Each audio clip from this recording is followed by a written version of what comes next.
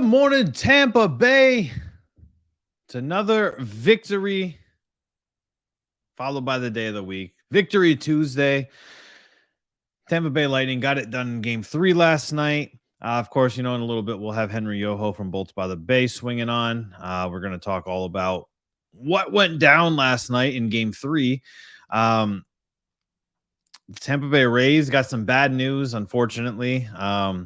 Injuries just keep piling up. Is the season... What do we do with the season? I mean, we've got they're down in fourth place now. So we'll roll through some options, some things that we think that are going to happen with the Rays, things that should happen, and we'll see what happens going forward. The Tampa Bay Buccaneers players are getting some shine. Some players obviously are not. And then, of course, Tom Brady is going to do Tom Brady things. Which is awesome. You got to love Tom Brady. But let's start it off on the right foot. You already know what we're going to be doing. Let me bring in my buddy, Mr. Henry Yoho. What is going on, sir? Good morning. Welcome. How are you feeling on this Victory Tuesday? Yeah, good morning. I'm feeling great. How could you not? That, sums it up. It was 6 goals. That's a bounce back. 6 goals, and then we'll talk about this a little bit later. But getting Darcy Kuemper pulled, that's a huge move. I know Colorado had questions at goalie, but I think that's possibly a mistake going forward to pull your starting goalie. Yeah, no, it was a great response all around yesterday. We saw pretty much everything that you could have possibly wanted in a bounce back performance. And, we talked about yesterday, we thought that Kuemper had been let off the hook a bit to this point in the series, hadn't really seen a whole lot of action, hadn't really been tested so much. And he finally was in Game 3, and, he ended up getting the hook. There were goaltending questions coming into the series, and I think there's even more questions now, and so we don't really even know who we might see in Game 4, just because that pool kind of created even more uncertainty. So, we're not sure where we're going to get now. So, I guess we'll jump into that right now, because that's a huge thing for Colorado, is pulling Darcy Kuemper. Like I said, we knew that they had questions. We knew that they were uncertain about who their goalie was going to be. And now we're looking at pulling your starting goalie in Game 3 after giving up 5 goals. That's got to be a confidence shaker, first of all. But to me, I feel like that is almost a turning point in the series, because that was your realistically your only question mark on your entire team was at goal. And if you're going to be flip-flopping through goalies, if you don't know who your goalie is going to be, and unless it's like a game-time decision almost, I feel like that is putting you really behind the 8 ball if you're the Colorado Avalanche. Yeah, I agree. Yeah, we touched yesterday that, I kind of believe that you, over a course of a Stanley Cup playoff run, you need one hot goalie, and that's the recipe for success. And Kuemper is a very good goalie, but he hasn't been at an elite level for sure. But it seems as though if you're on a team that's been playing as well as Colorado has, it doesn't matter. But it does matter. And I've believed if you don't know who's going to be your goalie in playoffs, you're kind of behind. But for the team in front of them, I'm not really sure how confident they are right now, just because of the fact that they don't know who they're going to see back there. But they're professionals, and I think that whatever ends up shaking out behind them in net, they'll respond in the correct way for sure. I think one of the things that I noticed is that the Tampa Bay Lightning did not play their best game still, right? They still had some turnovers. They had some stupid penalties. However, the Colorado Avalanche also did not play their best game, but the shift for me was that the Lightning stopped trying to play Avalanche hockey, and they played what they know. They play Lightning hockey, and then we saw the outcome. Mm-hmm. Yeah, I felt like they did a great job just keeping things simple. I thought that, one of the problems was getting the puck out of their own end. And I felt like a lot of times in this game, they just were living to fight another shift by just getting that puck out, just keeping it simple, not trying to find that pass, maybe just, hoisting it out, chipping it out, whatever it takes to just, live to fight another shift and keep things simple. And I felt like they managed the puck a lot better. I felt like they obviously spent a lot more time on the attack. I mean, 6 goals, they obviously spent a lot more time attacking. So having the puck a lot more and managing it better and just keeping things simple is what it came back to for me. Yeah, I think when you look at, I think there was the second goal, I think, was a turnover when they couldn't clear the puck. I believe that Mm-hmm. was the second goal, the official second goal, not the second goal. That was ended up being number one, but I think that was and we talk about it all the time. And this is like one of the first rules of playing defense in hockey is if you can't clear the puck, bad things are going to happen. Unfortunately, it mounted into a goal for the Avalanche, but if you can limit the amount of mistakes that you're making, things are going to go right. And we looked at a team last night that was limiting their mistakes, they were passing crisper, they were playing with more urgency, but they were playing their style of hockey. We still saw Nate McKinnon and Makar blowing by the defense when they would get the puck. They're just faster. We know that they're faster. Don't try to match up with them. Almost play like a zone defense on them when they have the puck, so you can kind of collapse down on them. And we saw a lot of that last night. And I think that is going to be the recipe for success going forward for this team, is not necessarily matching up man to man against their stars, but kind of zoning them out. Mm-hmm. Yeah, for sure. I thought they did a great job of limiting the mistakes and the chances as well. Those guys, that team is so good that they're gonna get their chances. They're gonna get their shots. And even when they did, sort of break down a bit, I thought Vasilevsky had a great game for sure. Best game of the series for him. And I felt like they just did a good job of limiting the mistakes. They kind of hurt themselves greatly in games 1 and 2, and they outscored them 5-0 at 5-on-5. And of course, the penalty kill, obviously, it needs some work. But if you're not giving up anything 5-on-5, we've seen that be the winning recipe for Lightning. Over the last the 4 games from the Rangers series, and then this win last night. 1 goal against at 5-on-5 over those 5 games. So there you go. That's the Lightning's game right there. Colorado Avalanche undefeated streak on the playoffs on the road is over. The Lightning have now won 8 straight at home. I was trying to use that Drake meme effectively, but I don't know really how to do it. Where he's like doing a little pause. That's not. I couldn't figure that one out. But I know that the Lightning have won 8 straight, and now the Colorado Avalanche are no longer undefeated on the road. Yeah, something was going to have to give at some point between the Lightning's long win streak and Colorado winning on the road. So it was an impressive response, to say the least, to keep that win streak going at home. And 1 win is nice, but really believe they got to get 2.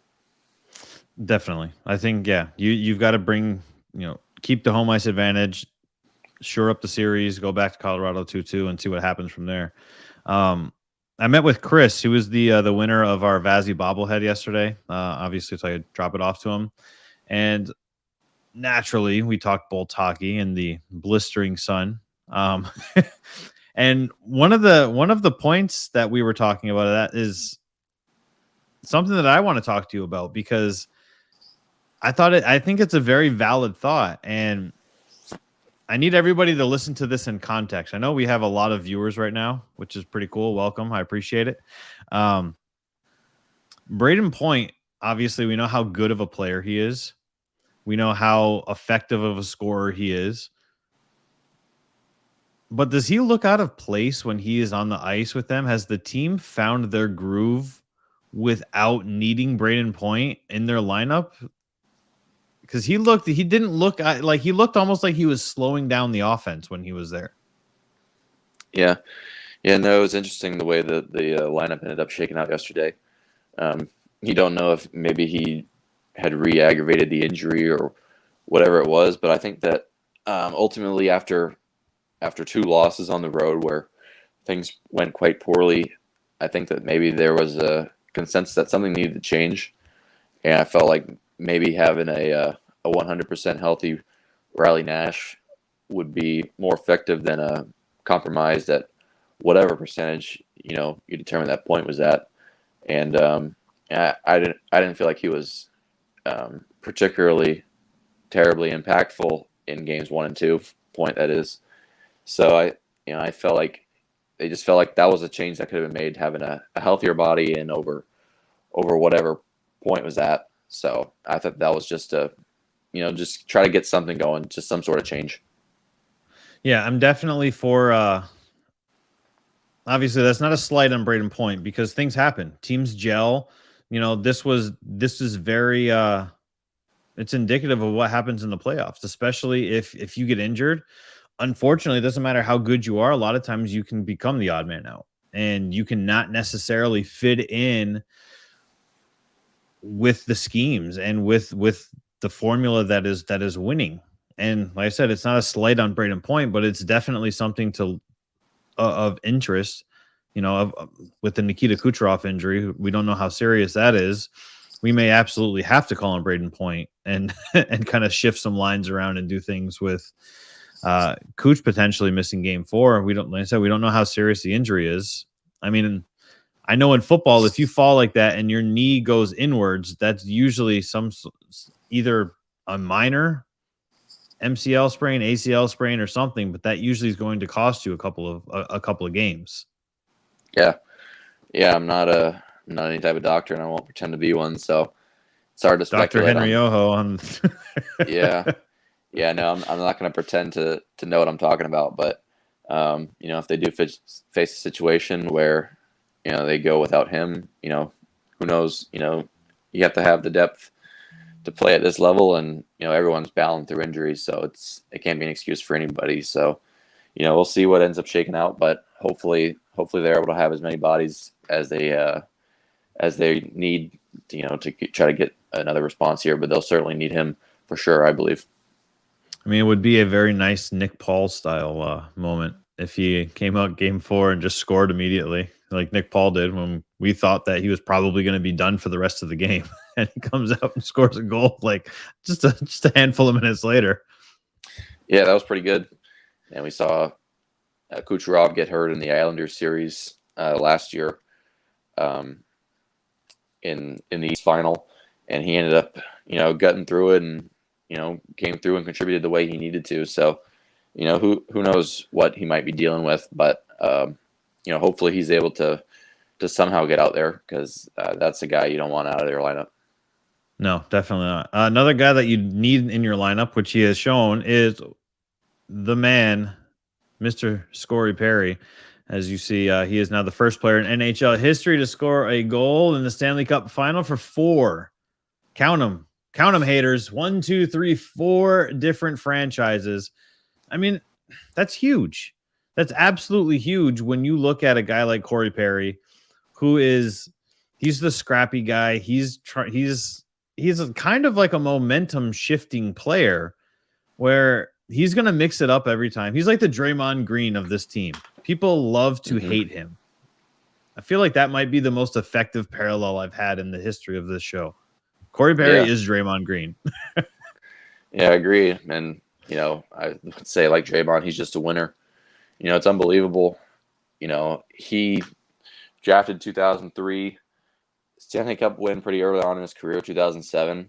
And, so much later, he's in his 3rd straight finals with 3 different teams. The guy's just a winner. And over that course of his time in his NHL career, he's been one of the most hateable players for the style that he plays. He's the ultimate agitator, and that's a guy that anybody would want on their team because he just wins. And here he is again, doing what he does. He's made a Hall of Fame career out of scoring goals like he did last night, right on top of the blue paint. So that's yesterday was Corey Perry's career wholly summed up, and he's just a winner, and that's a guy that anyone wants on their team. 100%. I mean, he's a guy that you don't want to go against because he's scrappy. People can argue dirty player, whatever. I mean, it's hockey. If you're not getting called for a penalty, it's not dirty. That's always been my view on it. I grew up a Red Wings fan. I watched Bob Probert play, for Christ's sake. Like Bob Probert was dirty. Joey Kocur, those guys, those are dirty players. Corey Perry, like you said, he's an agitator. He's the ultimate agitator, and his job is to get under your skin. His job is to rattle you. And oh, by the way, he's a pretty good scorer as well. Yeah, not too many, guys who are going to get under your skin like him can have scored 50 goals in this league or won a Hart Trophy. You can only compare him to probably Brad Marchand as the only guys who can play that sort of style and produce at the level that they have over the course of their careers.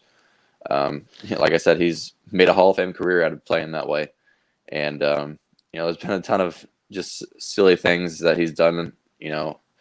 Poking goalies, accidentally falling on goalies, whatever it is, that's Corey Perry.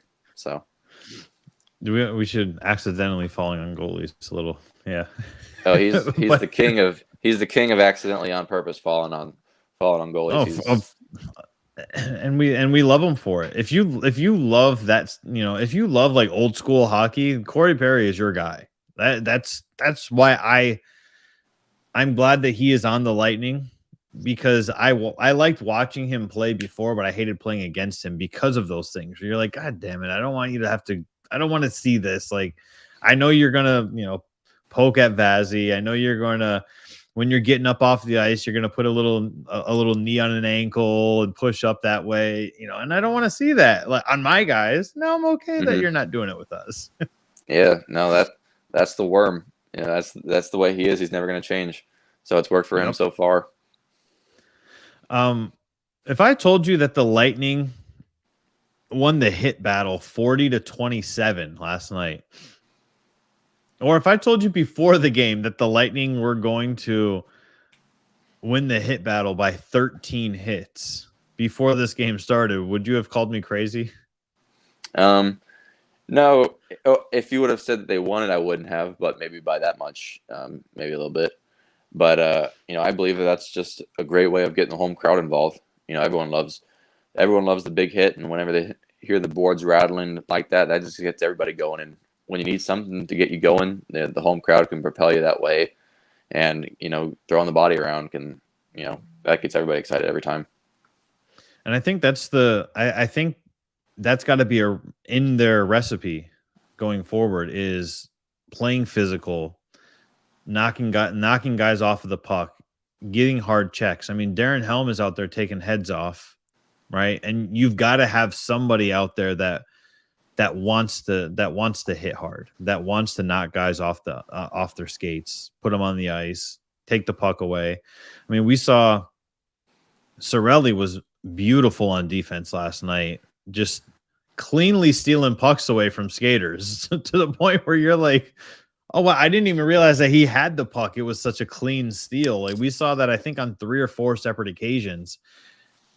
And he's throwing checks. And you've got Kucherov was throwing some big checks on Manson at the end of the game. It's just things like that where I feel like I get that we're at home, and that's what the home crowd likes. That's what all home crowds like. Hockey is a hard-hitting sport. That's just the way it is. I really, really hope that they keep this in their repertoire going forward to where they are going to be more physical, because I think that not being physical has been part of the issue for games 1 and game 2 is that they were just kind of letting the Avalanche just skate around. And we talked about it yesterday morning. There was one segment where McKinnon skated over 100 feet collectively, completely untouched, and that's unacceptable. So get guys, start hitting. Yeah, I think that's certainly part of the identity of this team has been for these past 3 years. And if whenever that doesn't get going for them, I mean, it's harder to get engaged at a high level. Colorado's got their guys that can throw the body around as well, but I don't think that that's their game as much as it is for the Lightning. A little bit of a slower team than Colorado, and I think throwing the body around is more their game than it is Colorado's. And when you're able to get that going, I think it just creates more energy and more engagement level.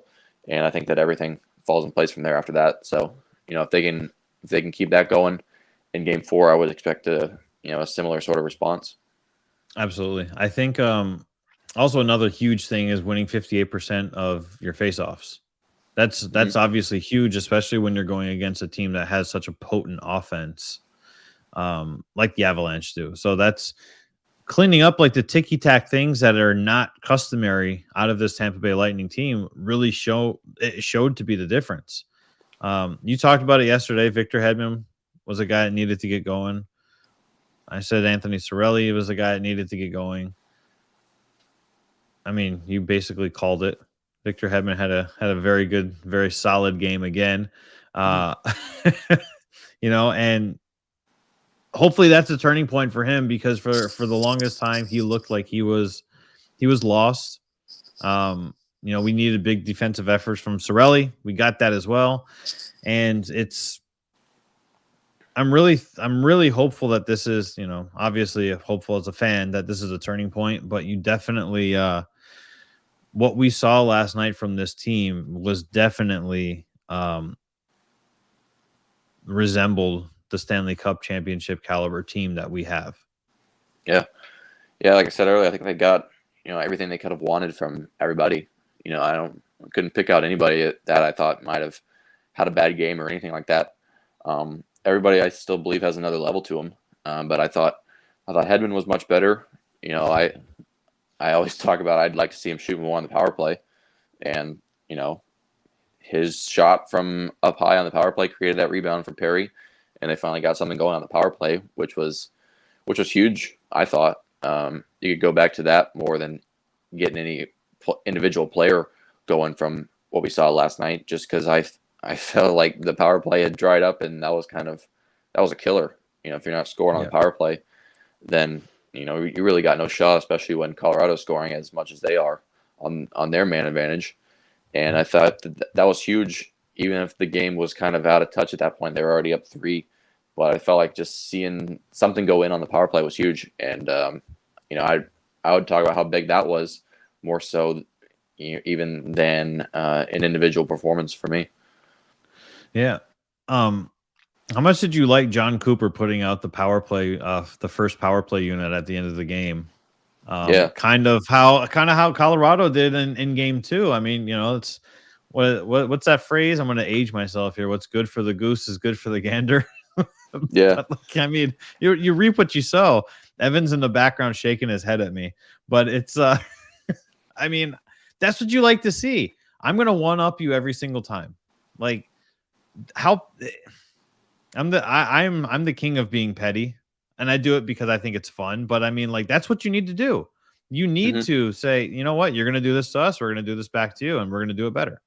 Obviously, we didn't score on it, but yeah, no, I liked it as well. I mean, some of those penalties that were coming at the end were a lot of frustration, kind of boiling over for Colorado. They had some guys running around out there, and when you're doing that at the end of the game, no one's going to feel bad if they're trying to run the score up on you. And on top of that, they're trying to get their power play some work. They got one, but they're needing some reps, especially if they don't have point in there. And just those repetitions matter. So I didn't have any problem at all for any reason for sending PP1 out there at the end, even when the game was out of reach at that point. Yeah, I liked it. I think that kind of solidified the grit that John Cooper wants this team to play with, and I like seeing everything that we saw last night in terms of the grit that this team played. I know we'll talk obviously more in depth about what we expect to happen tomorrow in game 4. What are your early thoughts about what could happen at goal for the Avalanche in game 4? Are you expecting Kemper to start, or do you think he's not going to get the nod for game 4 and he's going to be the backup?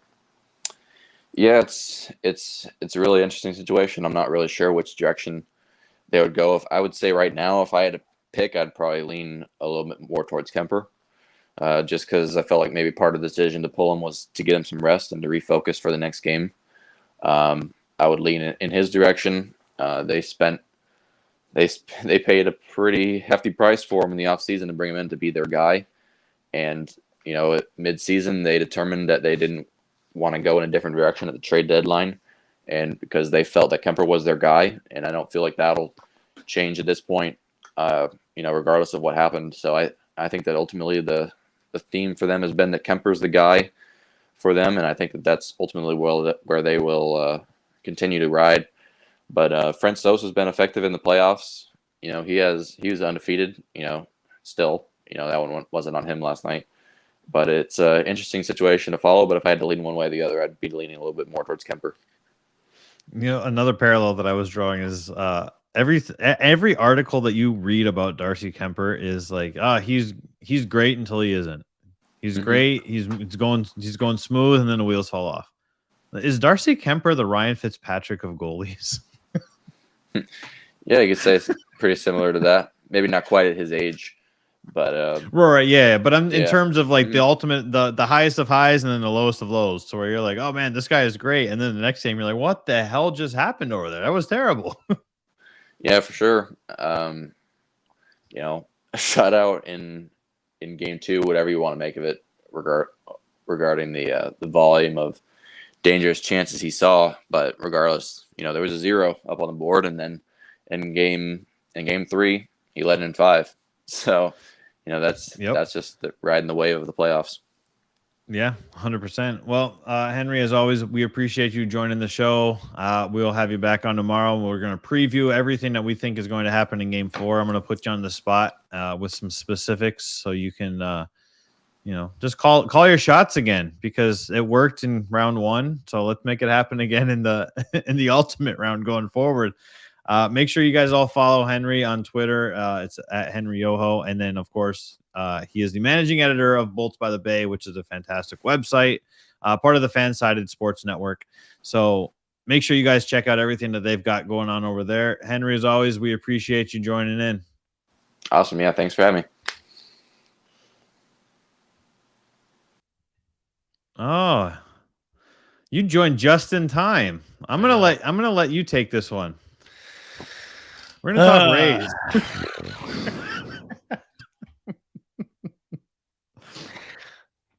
I did a lot of self-reflecting last night while watching the Bolts play, and then watching.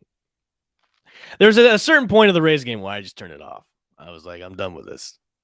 I can't watch anymore. And I did a lot of self-reflecting last night. I did chirp a lot on Twitter last night to people. People chirped back at me, and then we did some chirping, and then they somewhat apologized to me because of my chirping, which is nice, because usually on Twitter nobody really apologizes to you when you speak your piece and speak your opinion. That is correct. Yes, you don't know baseball. Yes, exactly. You don't know. I don't know. We're not allowed to express our opinions about things, especially when it comes to the Rays.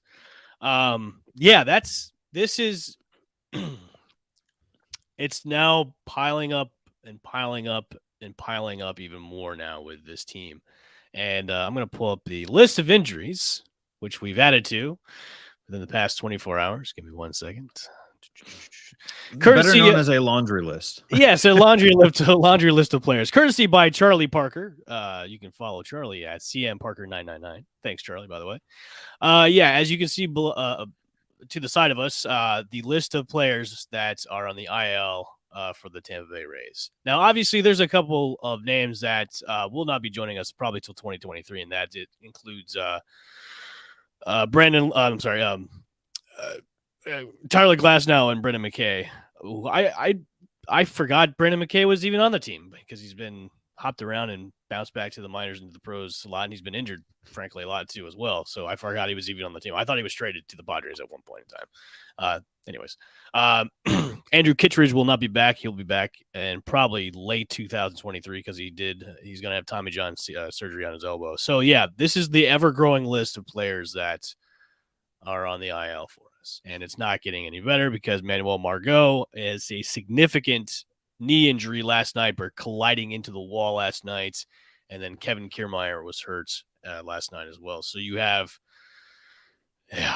Wander Franco. They're going to get back probably next week or so, but and Brandon Lau too will be back as well. But still, you gain 2, but then you lose another 2. And then, last night against the Yankees, you were giving them a no into the 8th. Yeah. Which, look, I get it. You're going up against Garrett Cole, but the Rays have had plenty of success against Garrett Cole. Like, we've been Garrett Cole's daddy the past couple of years ever since he became a Yankee. Now, does this – look, Sugar Shane McClanahan last night had a great pitching performance. Great. He did.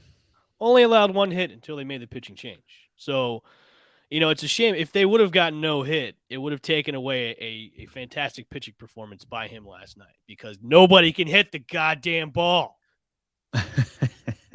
I mean, you got to get the guy some help.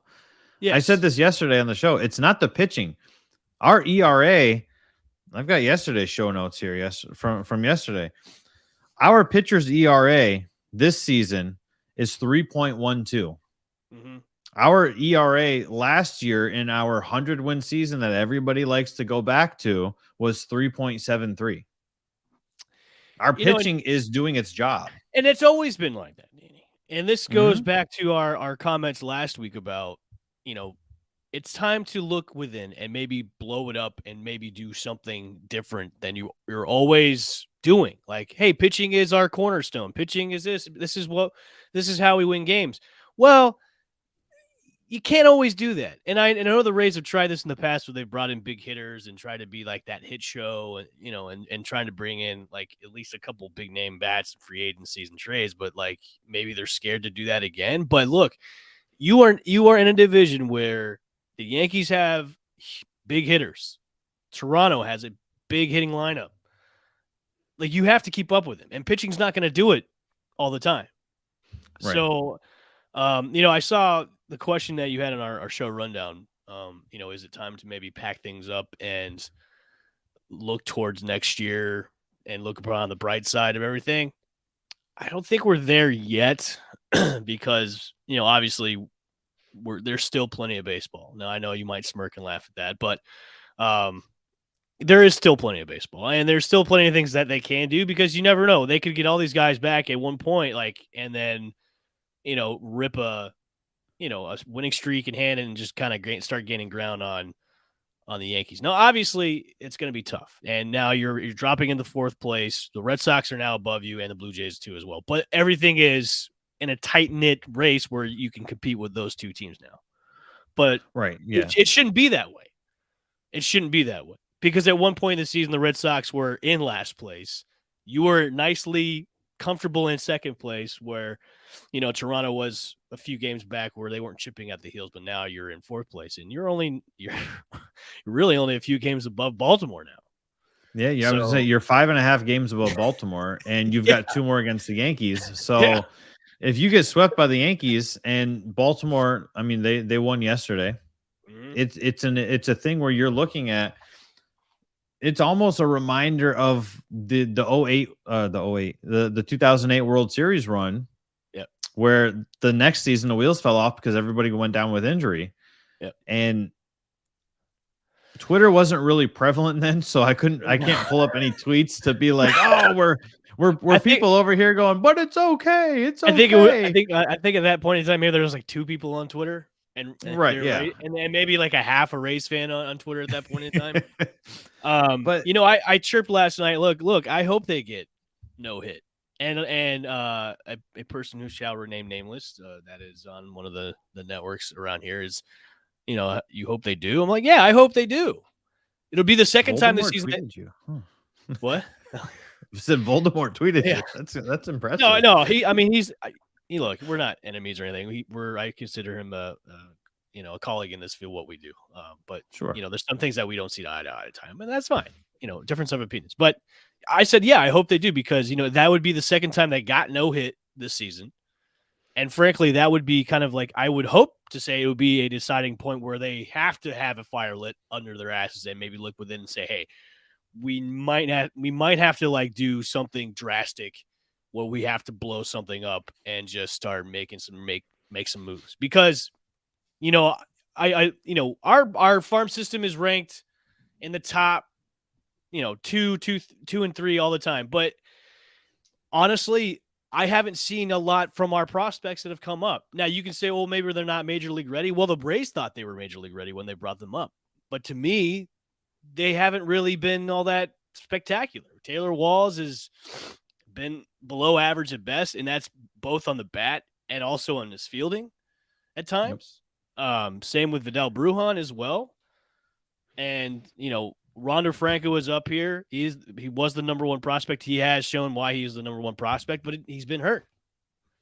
So The other guys in our farm system, Josh Lowe, who is now, he got the call back up. He's going to be back up. Before that, he wasn't doing all that great either. So stop relying on the farm system to maybe be the saving grace and just pull the trigger and bring some guys over. But at this point, I don't know.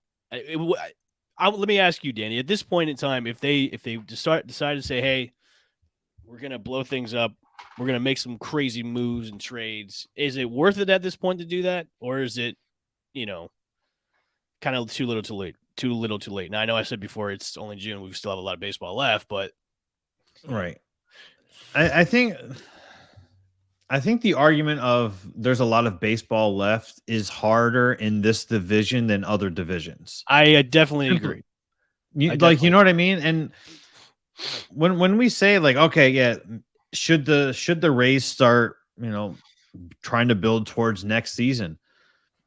Possibly, but here's the thing is now that Kiermaier and Margot are out, they have 8 players on their lineup.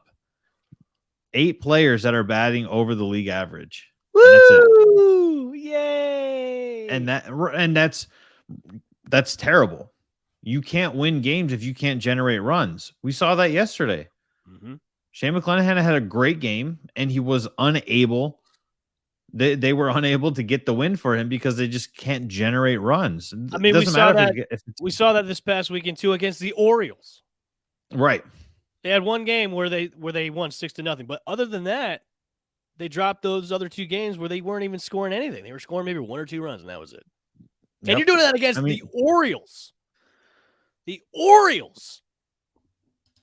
I know we're gonna get some heat for this, but I don't care. It comes back to coaching. Your players. I had the weirdest dream last night that I was in a room with Kevin Cash and I was having an interview with Kevin Cash last night. It was the weirdest thing. Did he tell you that he won back-to-back AL Manager of the Year awards? No, he did not. He said he welcomed the criticism, and he gave me 2 names that they're going to target at the trade deadline. Oh, do you want to throw those out there? I will graphic them. I will put those out there. I gotta see if these players actually exist because you know how dreams are. They're just like throws names. This out is there, true. I know you're gonna find some Japanese players and you're gonna be like, no, we're gonna sign these guys. I know one last name is Vargas. He said something Vargas, and then another name. But okay, these are dreams. But yeah, it does come down to coaching too, but he's not on the field though, Danny, and when it comes to hitting, he's not hitting either. These are major league players that should be able to hit the ball, and they're not doing it. I totally agree with that. But I look at the errors that they're having. Yeah, they've got 42 errors on the season. They have only turned 47 double plays. They are almost league leaders in unearned runs allowed. These errors to me come back to the coaching because these are routine little league things. Fundamental things you should learn. Yes.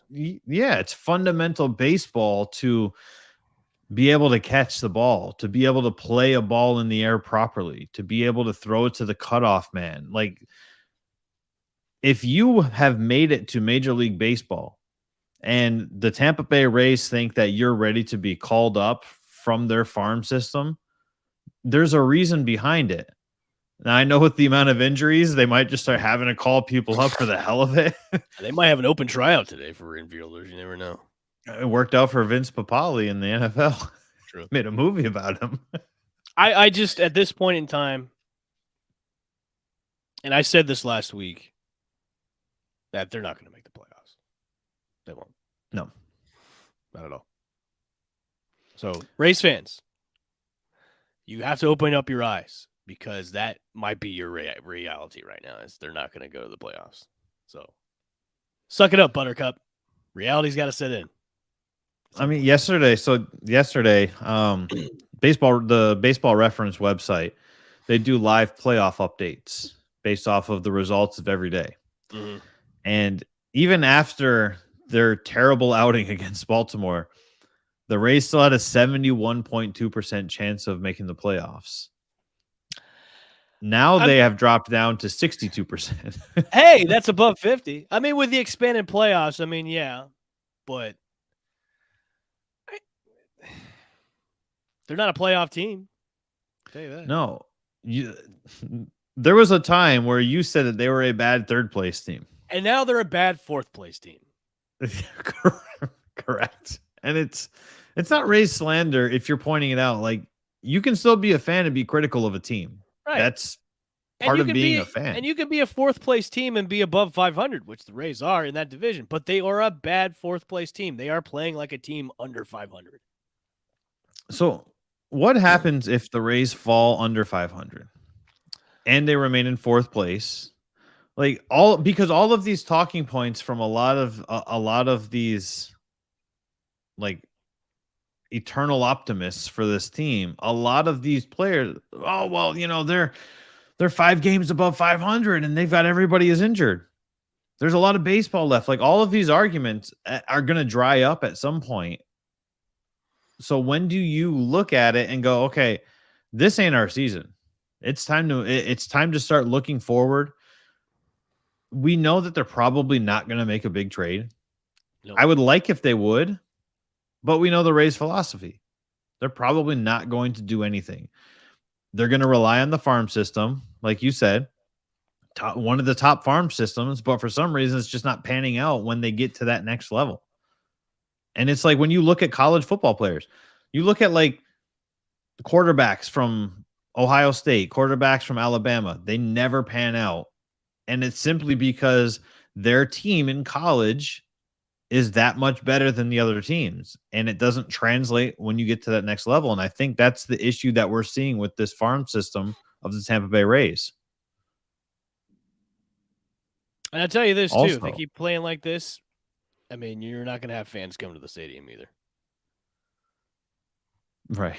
So, you're going to have less fans than what you already have. Less fans. And this is a crazier stat, too. If you're not following Matt Germain on Twitter, you should. Matt's really good about like stats and statistics and all things Rays when it comes to, predictive analytics and all his knowledge of the Rays. He just tweeted out that 54% of their 40-man roster is on the IL, which is $41.5 million of their $78 million payroll. 54% of their payroll is on the IL. That is a lot. That is so much money that's insured. Here's the thing, Evan. If we know that the Rays are always touted as having a great farm system, it's not showing. Right. But why don't you try to sell some of those prospects? Trade the prospects. We've talked about this many times on the show that they covet their prospects too much, and that's the biggest problem is they don't want to do any of those trades. They don't want to give any of those players away because they could end up being superstars on another team. They don't have the cojones or the balls to do that. They've never done that, and they will never do that. So it's great to have a top farm system, but when you're not really reaping the benefits of that top farm system, what's the point of having that? Right. It boggles my mind that they just won't do it at all. I'm. You know what makes me sad and a little happy at the same time? I was watching the Lightning game last night and looking at, I was looking at updates from the Rays game. Like, I'm so happy that I'm watching a winning team right now because my other team that I love so much is doing nothing. And I'm sad because the Stanley Cup is almost over, and after hockey's over, I really have nothing to look forward to except for football, which is going to be here in a couple months. Yeah, because Rays baseball's because Rays baseball right now is very hard to watch. It is, and you've got it's not fun. It's not a winning team, and it's just the effort that I see that this entire team putting in is just not there, and you have to question where is that coming from. Right. It's coming from somewhere. Is it Kevin Cash? I can't say that it's from Kevin Cash because I don't know where. I don't know if it is him. Is he relying on, hey, I won manager of the year. Hey, we had 100 wins. Like, is he relying on that? I don't know. But somewhere it's falling apart and it's translating over to the field. And that's what I'm noticing. Heads are going to roll.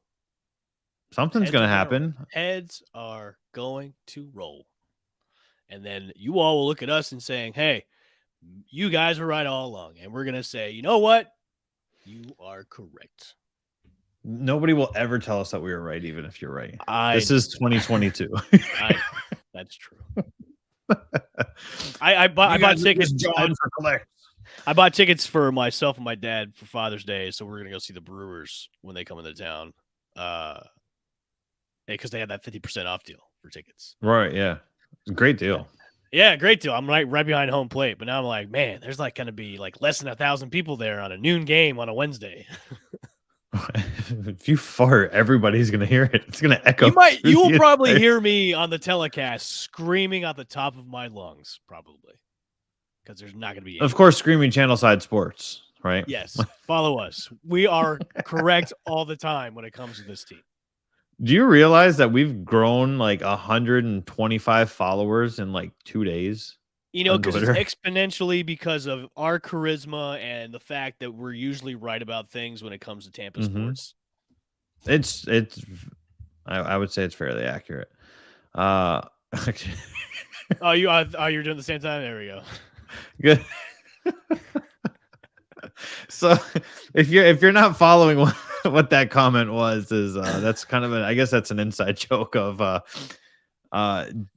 Jay is obviously the good owner of the Bucks Life Media, and together we run a Tampa Bay Lightning fan page or group on Facebook, and you get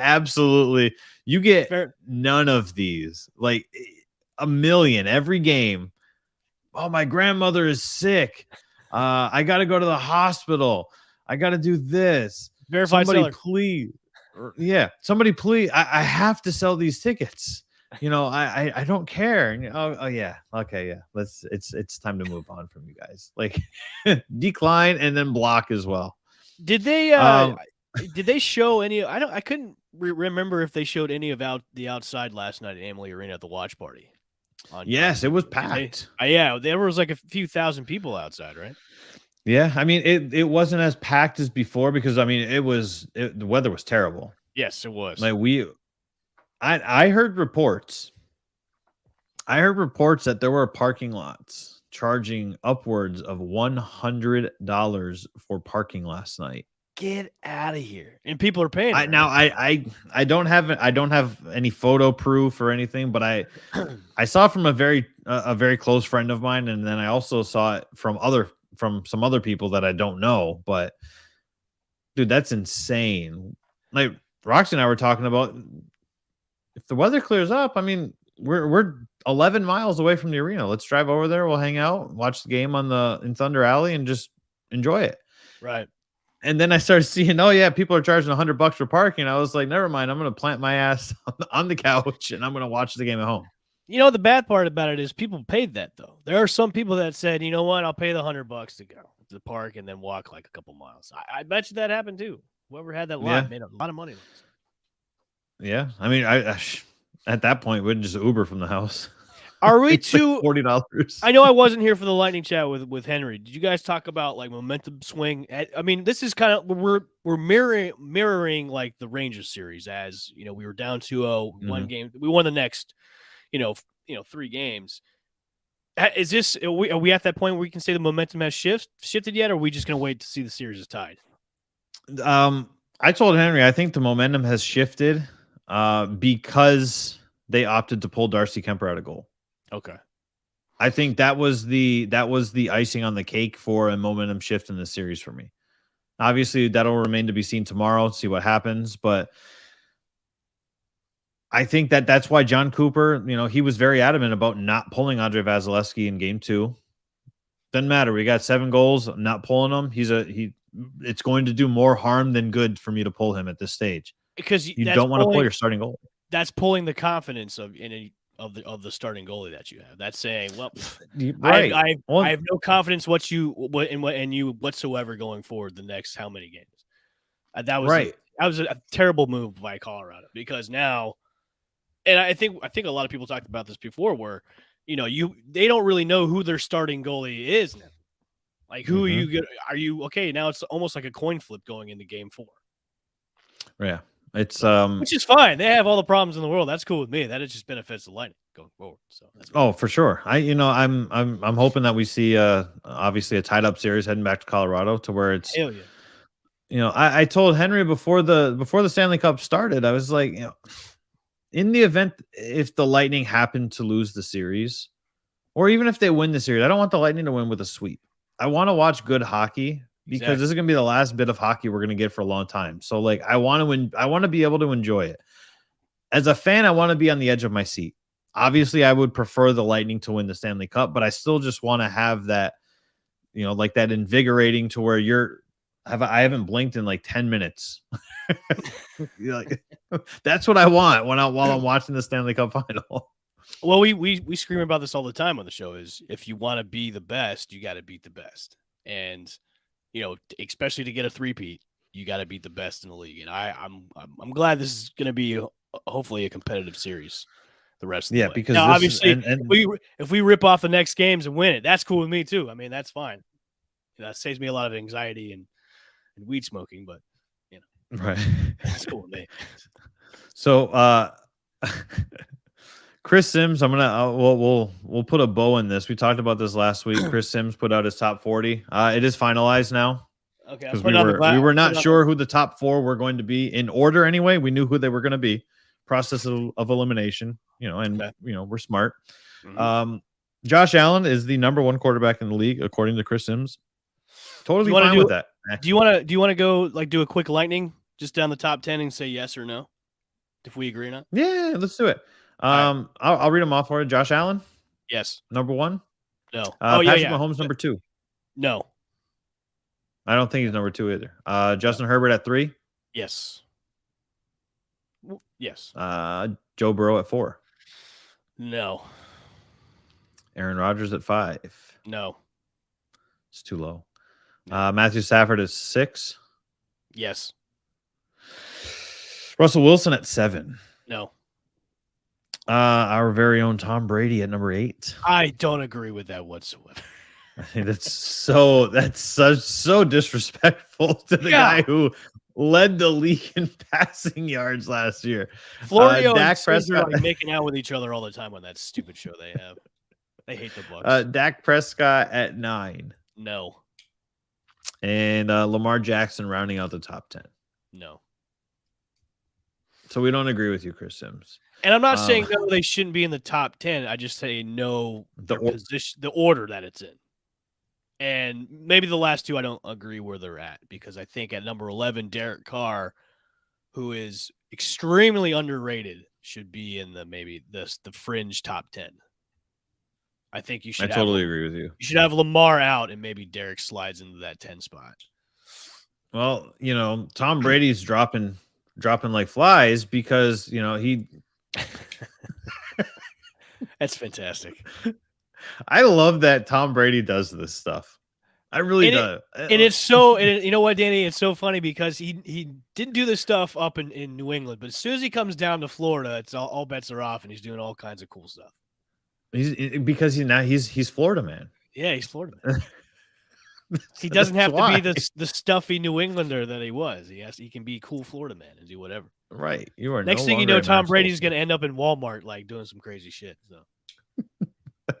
that would be extreme Florida man. In other Bucs news, Antoine Winfield made a very exclusive list with Kevin Byard, according to Pro Football Focus, as the only safeties in the NFL last season to grade higher than 80 in both pass coverage and run defense, which that's pretty exclusive to be a list to be in there. That's a club that not anybody's going to get in at all. Right. That's and then immediately I was of course, and of course immediately chirped, well, what happened on that play with Cooper Kupp? Good players have bad games. Good players have bad possessions. Like it's called being a human. And that's okay to get burned by Cooper Kupp. It's okay. Cooper Kupp burned everybody last year. Yeah, so it's offensive player of the year. It's not okay to get burned by Joe Schmo, but Cooper Kupp, it's expected. You gotta give him a pass for that. I'm still having this conversation with other Bucs fans about Lavonte David being one of 16 players ever to record at least 3 100+ solo tackle seasons and still being undermined by his peers in terms of getting like Pro Bowl votes. And Pro Bowl to me is, if you make an all-star game or it's a popularity contest. But in terms of like winning any sort of awards, I look at the Rookie of the Year award. I was actually talking with Tony about this. Both the Bucs and the Panthers, obviously Luke Kuechly won the Rookie of the Year that year, but both the Bucs and the Panthers were losing teams. They were both 7-9 in 2012. Lavonte David had more tackles for loss, more sacks,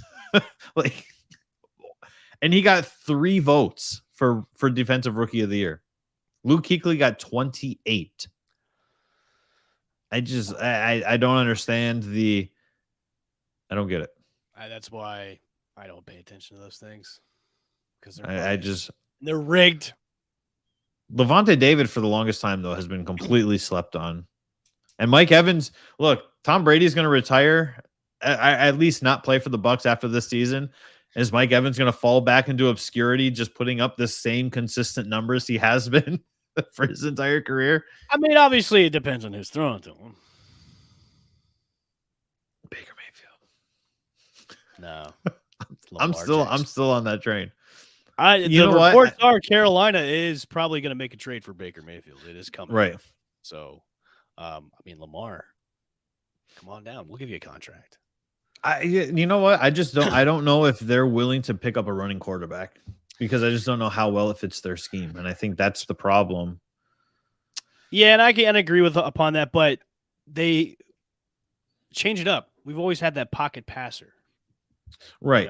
I mean, you got a fast team now. Did you see that the Bucs are, according to, I believe it was Bleacher Report, are more tied to Saquon Barkley as far as trading for him now, which I find funny, because since Jay's in our comments right now, I was like, I wrote about that a year ago. I don't want that to happen. I think that would be a stupid move for them. I think it's stupid in the sense of, we're clearly holding on to what Rob Gronkowski is going to want for salary in our cap space. That's why there's been no moves made. We probably have, I don't know, 2.5. I'm looking at the date here, 2.5 to 3 weeks until we find out that Rob Gronkowski has signed back with the Bucs. We know what's going to happen. Otherwise, they would have already pulled the trigger and done something. And Ndamukong Suh said he's not coming back to the Buccaneers, and he's not sure where he's going to play. So obviously they're not allocating the money to him. Yeah, I think everybody knew that was going to happen. Oh yeah, but now it's official because it came directly from the horse's mouth. Let me backtrack my statements on the Saquon thing. If they get him for cheap, I'd be okay with it. If they get him for cheap, and I'm talking real cheap, because if you overpay for him, you're going to have some very upset Bucs fans.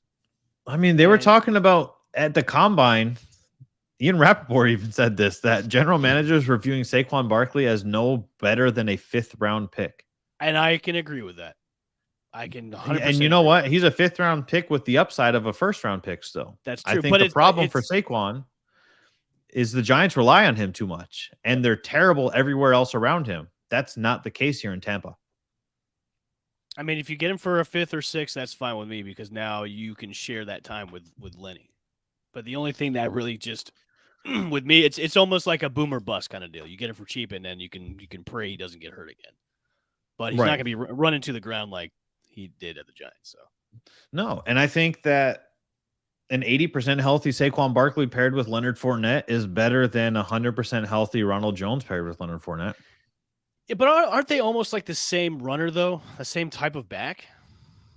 Yes and no. Saquon is a much better pass catcher though, and he's got much more sure hands than Ronald Jones. I think that's ultimately what spelled the end of his time in Tampa Bay was his inability to hold on to the ball. True. Well, if you get him for cheap, that's fine with me. So yeah, I'm okay with that. If we can get anybody for cheap, I'm all for it. But even better. That's it, right? That is going to do it for us this morning. Everybody, welcome back, Evan, to the show. Good morning, sir. Always good to see you. It's been a crazy last week. So make sure you search for the Channelside Sports Network on all of the social media platforms. Please hit us up on YouTube, hit the subscribe button, and jump in our comments. We appreciate all of you. We had quite a few viewers yesterday. Everything is trending upwards for us, but that is going to do it for us. This is Channelside Sports in the morning. I'm Danny.